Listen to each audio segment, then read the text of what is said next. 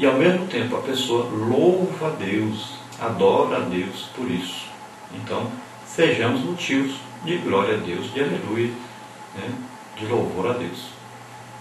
Nós podemos ver aí que o ministério de Jesus foi aí, muitas vezes, dedicado, né? E teve ajuda aos pobres. Vamos ver que Jesus andava pregando e ensinando e ajudando os oprimidos, né? Os samaritanos, os leprosos, as viúvas, aquelas pessoas que ninguém se importava com eles. Jesus estava ali, ajudando, estava passando entre eles, curando, pregando para eles, ajudando o que fosse necessário. Jesus sempre estava condenando duramente os que se apegavam então às possessões terrenas, que desconsideravam os pobres, né, as viúvas, os necessitados. Você pode ver em João 12, 5, 6 e 13, 29, que Jesus carregava uma bolsa, e essa bolsa era de dinheiro para ajudar aos pobres. É uma coisa interessante isso. Jesus era ajudado no seu ministério por principalmente mulheres que o acompanhavam. Mas ele tinha uma bolsa onde era recolhida a oferta e dali se tirava ofertas para ajudar as pessoas. Vamos ver que Judas, quando saiu para vender Jesus, os discípulos até pensavam que por causa da bolsa que Judas e que cuidava dela, ele estava indo ajudar algum pobre, algum necessitado que Jesus tinha mandado. Então é interessante notarmos que Jesus tinha isso, e ele praticava isso, essa ajuda aos pobres, aos necessitados. Mesmo ele não tendo um emprego, não tendo uma casa para morar, que ele dizia, quem quiser me seguir, segue, agora eu não tenho nem onde colocar a cabeça. Mas mesmo assim, o que ele recebia de oferta, ele ajudava as pessoas.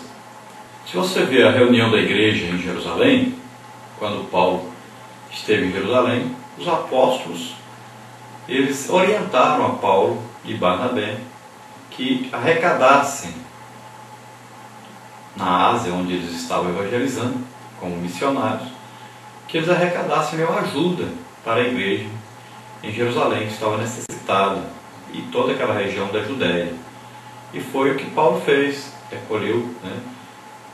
Eles foram enviados pela igreja de Antioquia e recolheram ajuda, principalmente entre os macedônios, que não eram ricos, mas deram muito, ajudaram muito.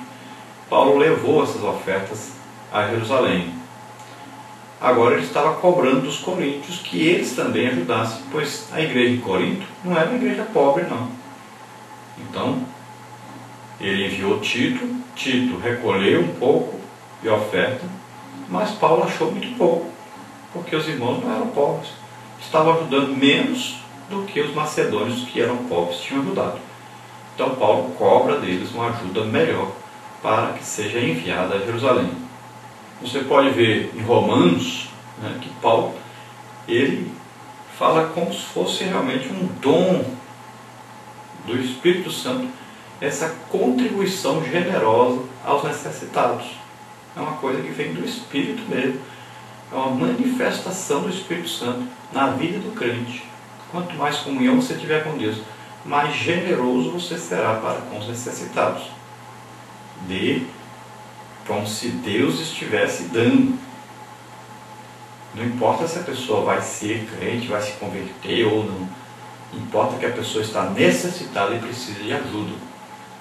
O amor de Deus é assim. Jesus não morreu apenas por gente boa, mas ele disse, eu venho buscar e salvar os que se haviam perdido. Ele prova o seu amor para conosco em que ele morreu por nós, sendo nós ainda pecadores. E é interessante vermos que essa obra de Jesus, esse amor por nós, esse sacrifício que ele fez por nós, começou lá no céu, quando ele foi enviado à terra para nascer como homem, para deixar sua glória, deixar toda a riqueza. Ele é dono de tudo, ele é criador de tudo. Deus não precisa de dinheiro, Deus não precisa de terras, de prédios, porque Ele é dono de tudo. Ele é dono da prata, do ouro, de tudo. Ele sabe onde é que estão as jazidas de ouro, sabe tudo. Mas Ele não precisa disso. Quem precisa são os homens que vivem na terra, mas devem saber que são mordomos, estão aqui para cuidar disso e usar isso para em benefício das pessoas. E, movidos pelo amor de Deus, ajudar os necessitados.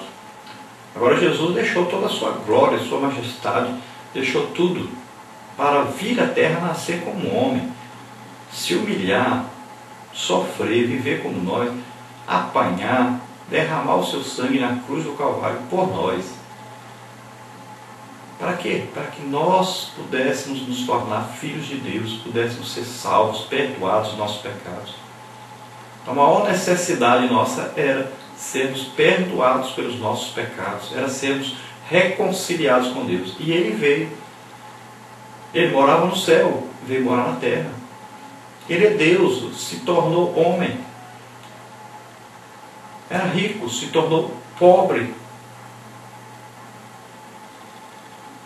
É santo, levou sobre ele os nossos pecados.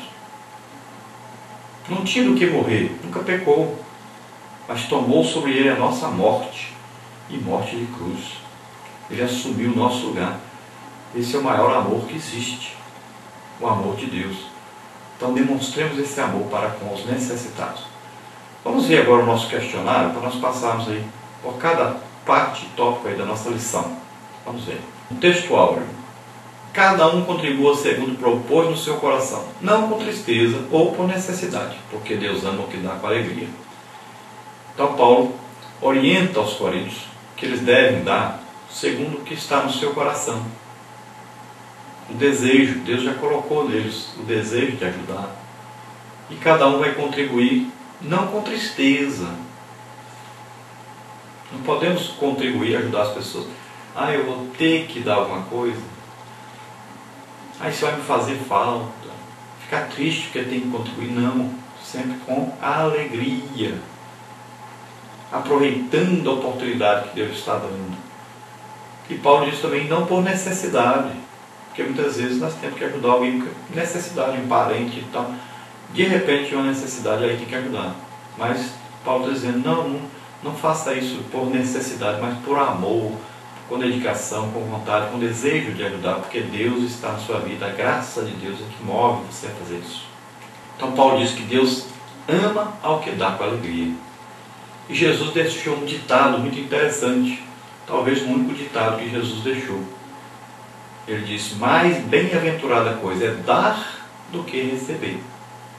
A verdade prática, número 2 aí, para completar, a generosidade é um princípio que deve preencher o coração alcançado pela graça de Deus.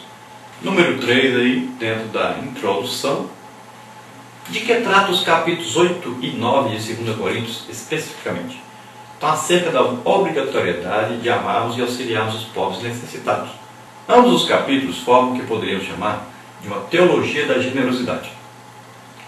O caso que está sendo considerado indica que a comunidade de fé em Jerusalém passava por sérias dificuldades. Os apóstolos solicitaram a Paulo e a Barnabé que se lembrassem dos pobres. Eles trouxeram a contribuição de Antioquia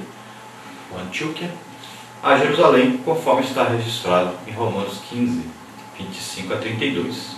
Número 4. O que é o ato de estendermos as mãos aos menos favorecidos? É uma forma de expressarmos o amor de Deus através de nossa vida. Parte 1 agora, exemplos de ações generosas. Pergunta número 5. Qual é o exemplo dos macedônios, apesar de serem gentios e de suas dificuldades e pobreza? Então o princípio da generosidade está fundamentado na ideia de doar e não de ter. Foram capazes, então, por causa do amor a Deus, de ofertar o pouco que tinham para socorrer os pobres de Jerusalém. Paulo cita-lhes o exemplo e passa a exortar os coríntios a que observem a mesma prática em termos de contribuição. O apóstolo apela para os cristãos de Corinto serem abundantes na generosidade para com os irmãos necessitados, especialmente os de Jerusalém, a igreja-mãe, pois foi onde tudo começou. Então Paulo, para estimular os coríntios, ele cita os macedônios e diz: olha, eles são mais pobres que vocês, são necessitados. Nem judeus eles são mais necessitados, mas mesmo assim deram mais do que vocês deram aí para o Tito. Então, vamos ajudar. Estava então exortando, né, os coríntios para ajudar e mais. Eles podiam, eles tinham posses, eles tinham aí uma condição financeira muito melhor do que os macedônios.